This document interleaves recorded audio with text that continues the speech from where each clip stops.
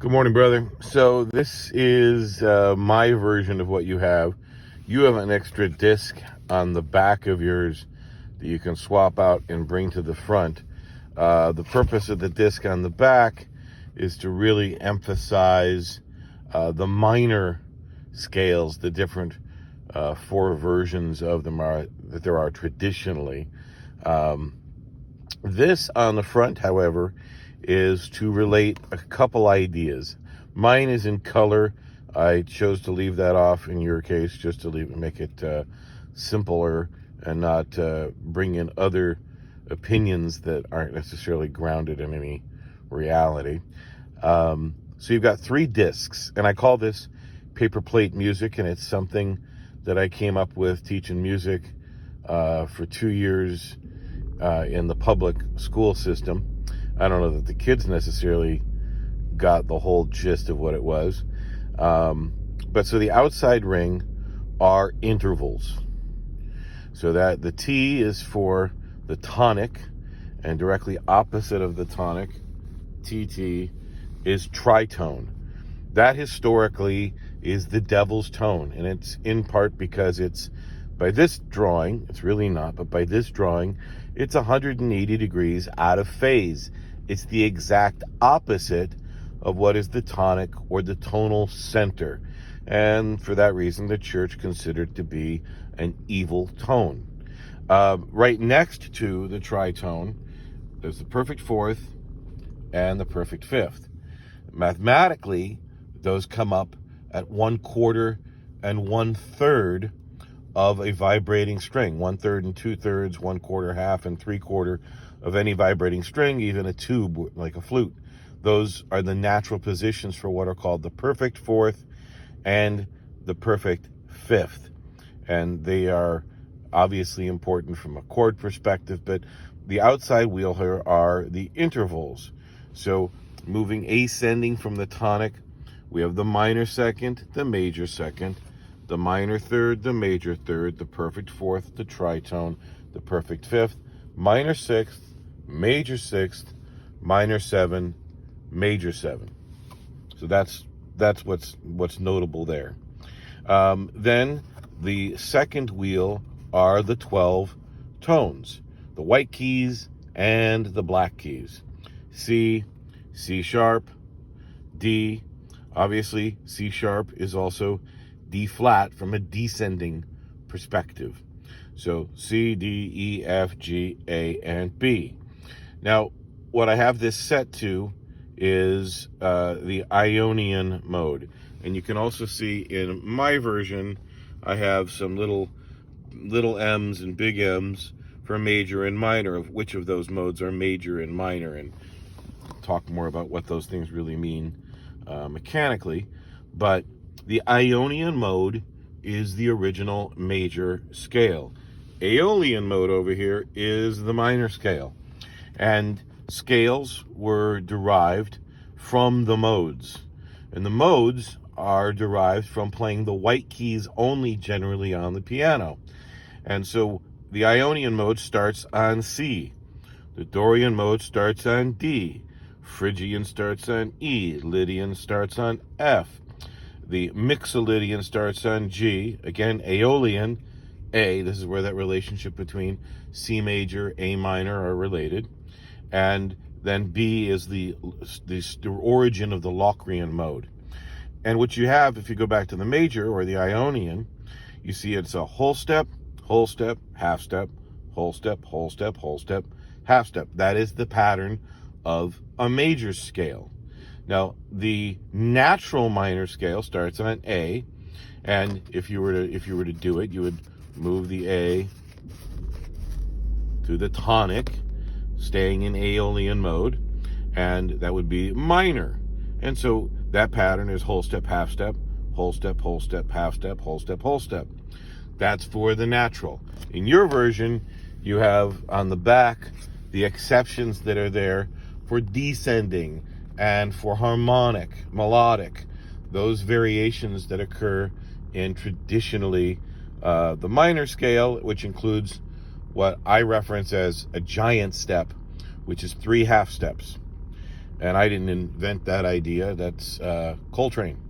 So what's also interesting here, so you get this heptatonic wheel in the middle.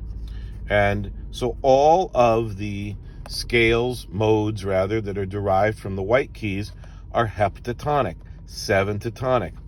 Dorian mode, which Miles Davis used a lot, is particularly interesting because let's say we're going to write something in C, and we're going to do it in the Dorian mode. If you notice, the Dorian mode is symmetrical. It's a whole step, a half step, 3 whole steps, a half step, and a whole step. And there's something about that symmetry in the scale that makes it sound different than the other scales.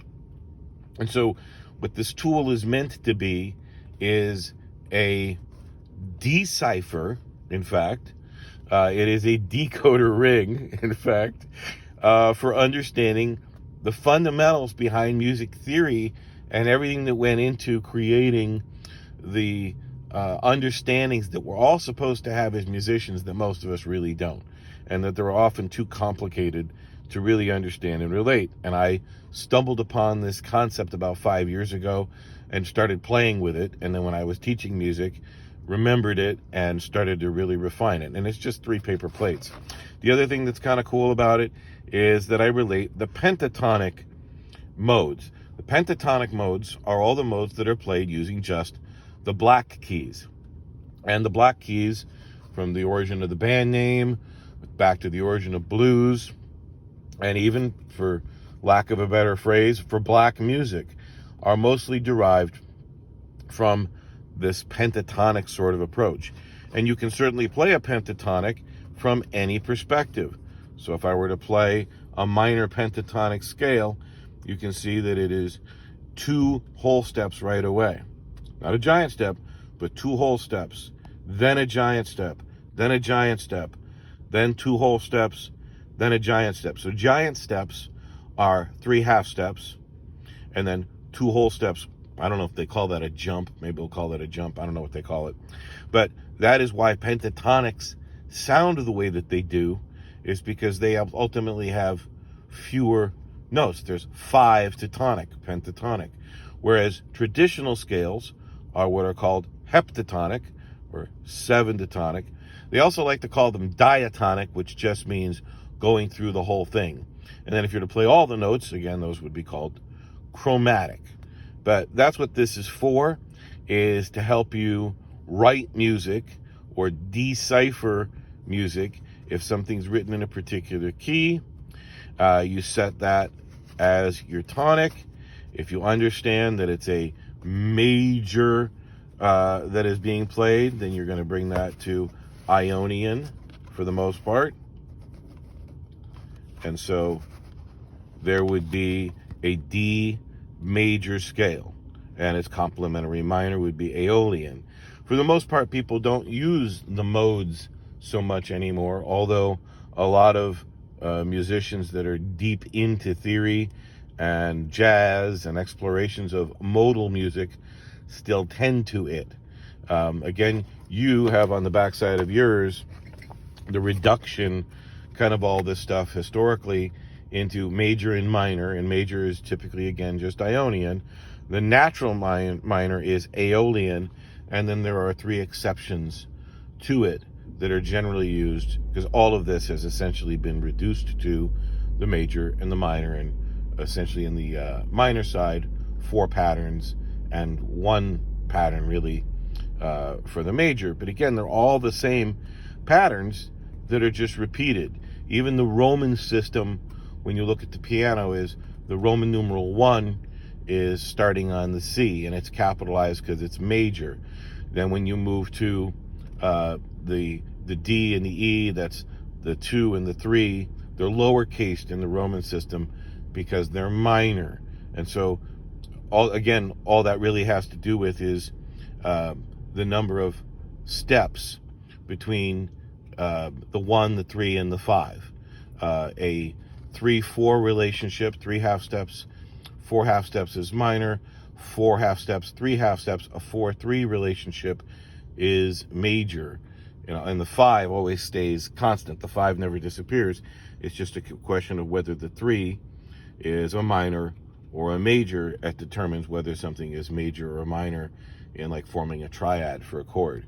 So anyway, that's what this is. I call it paper plate music, and I hope you get a kick out of it. Peace.